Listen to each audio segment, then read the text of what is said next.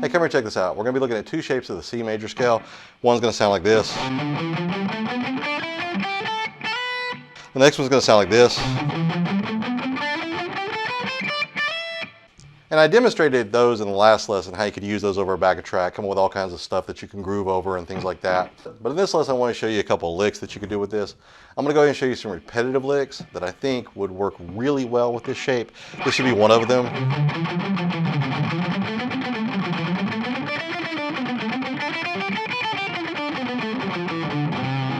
And we can do the same thing up here, which would be the second one, right?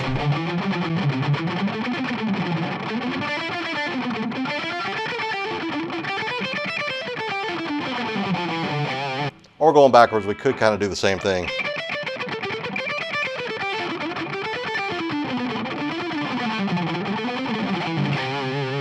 So I'm going to show you how that sounds over the backing track. Don't forget that I do have a free course out there at justpickuptheguitarandgo.com where I show you how to improvise intuitively and play with confidence and ease. It's a 7-day free course, so when you sign up for it, you'll get access to the course. Again, it's at justpickuptheguitarandgo.com. And I'm also going to extend this lesson over to my Patreon, so I'll put the links to that down in the description, along with the backing track link as well if you want to check that out. But here's how this would sound. First of all, just the scale.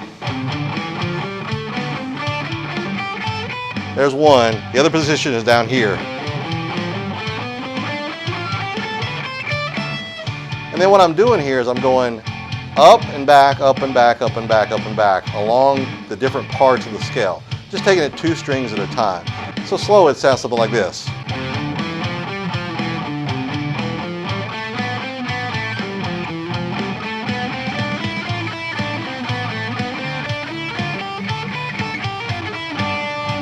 And then the other position would sound like this.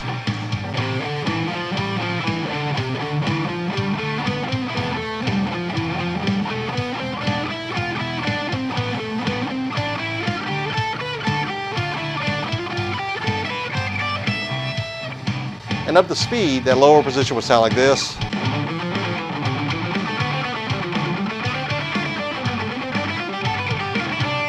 And then the upper position would sound like this.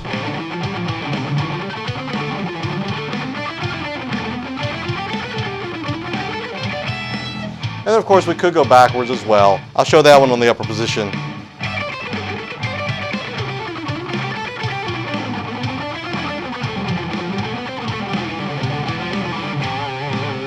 Now, a really cool thing about a lick like this is you don't have to go all the way across the fretboard with it. You can go ahead and take it in small chunks. Like we can go ahead and just play on 2 strings and make it repetitive, make a little repetitive lick. Something like this. In that case, I'm just going on the first and the second strings at the 8, the 10, and the 12, and just going up, back, then go back to the second string, 12, 10, 8, then up to the 10, the 12, then back to the first string, 8, 10, 12, 10, 8, then to the second string, and it just keeps on repeating.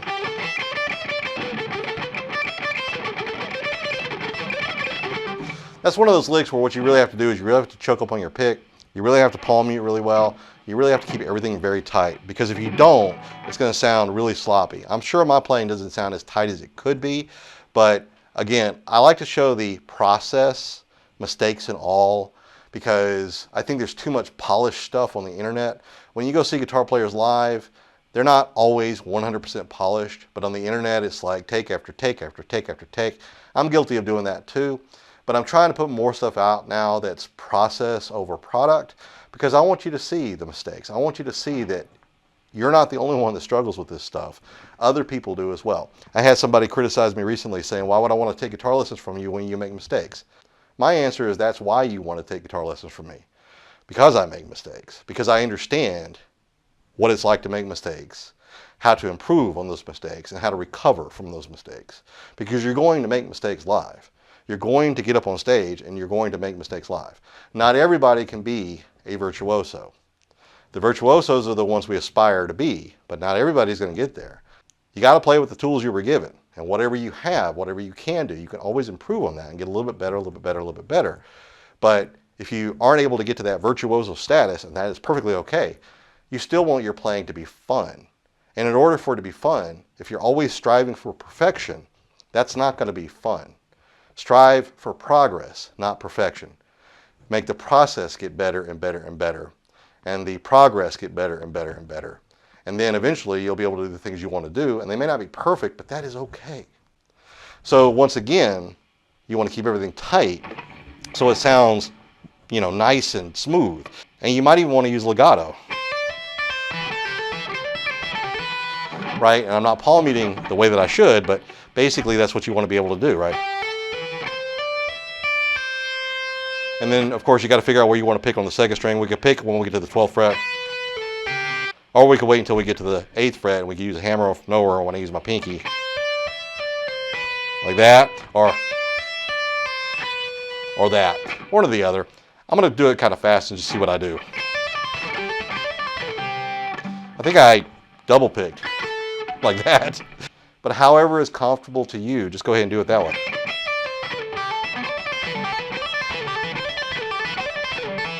That's economy picking right there. Picking down on the first string, then up when I hit the 12th fret with my pinky on the second string. Then when I hit the index finger on the 8th fret on the first string, I do a down pick.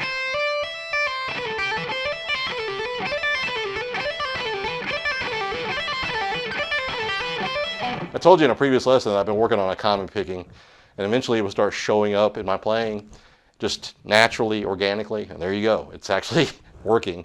Just a little bit here, a little bit there, and it's starting to actually work its way into my playing because I didn't even think about doing that, but it just kind of came out. And of course you can go back all the way across. When we get to the third string, playing that 10, 9, 7, and back up, do the same thing there. Then across the 3rd and the 4th strings,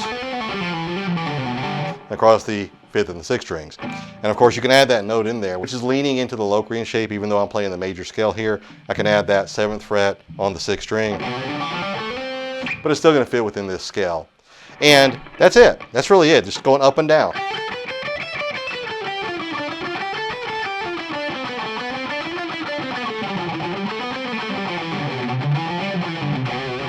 If I want to use that 7th fret on the 6th string, I can, and then it adds in, and it's nice. We can do the same thing down here.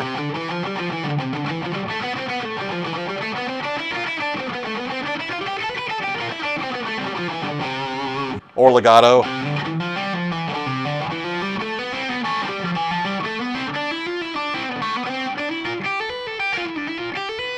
Harder up here. It's harder down here because the frets are spaced apart a little bit more. But that's basically the idea. Just taking a little section in each scale and just going back and forth. So you can play a little section. You can do like the ice skaters when they spin slow, but then they start spinning faster and faster and faster. I don't know what that's called, but you can go ahead and take that little idea, play slow, and just get faster, right? And then add legato to it to get even faster.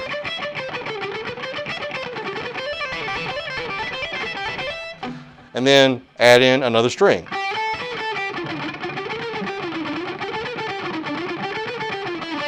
And then another string. And then another string. Or do it across 3 strings.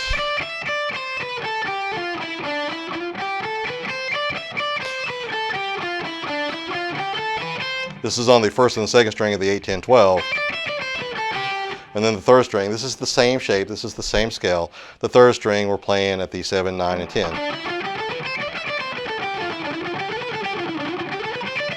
Patterns, you can go down 1, then up, then back, then up all the way to the 1st string, then to the 2nd string, but back to the 1st string,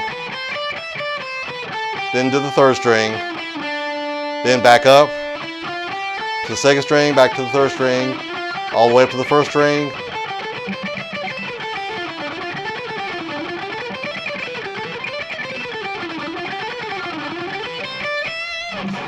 If you get that up to speed, there's all kinds of cool stuff that you could do in there that sounds just really cool, right? And again, you could do it across each shape. So I'll just show you how that sounds kind of over the backing track with a little groovy lead thrown in there as well. to show you how I would sprinkle it in. Like I wouldn't do it the whole time. That would be too shreddy. If you want to go for that, go for that. But to me, that would be too shreddy. So I would go ahead and sprinkle it in a little bit here, a little bit there, to give me some dynamics to the playing. So starting off with something maybe a little pentatonic-y like this.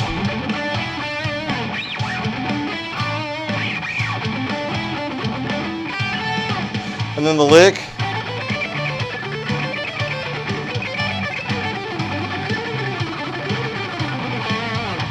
Then when we get to a certain point where the groove sounds like we need to just end it, we'll end it. Then grab something else.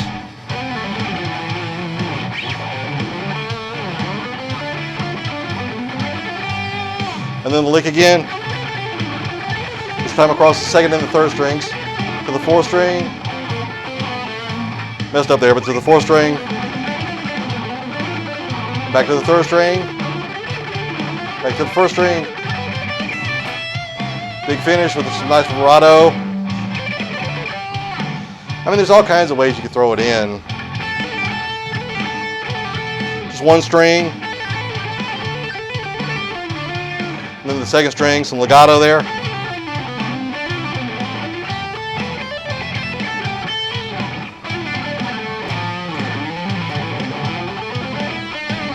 Going back and forth. Going all the way across.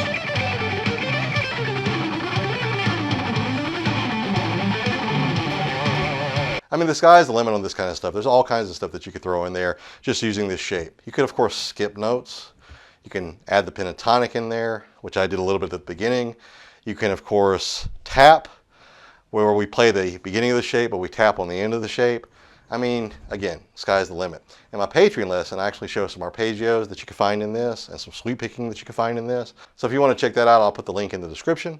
And of course, don't forget to get my free course over at justpickuptheguitarandgo.com. 7-day free course to help you unlock the fretboard, play with confidence and ease, pick up this thing and just improvise intuitively and play over any song in any key, almost effortlessly. You got to put in some work, but again, process, get better and better and better.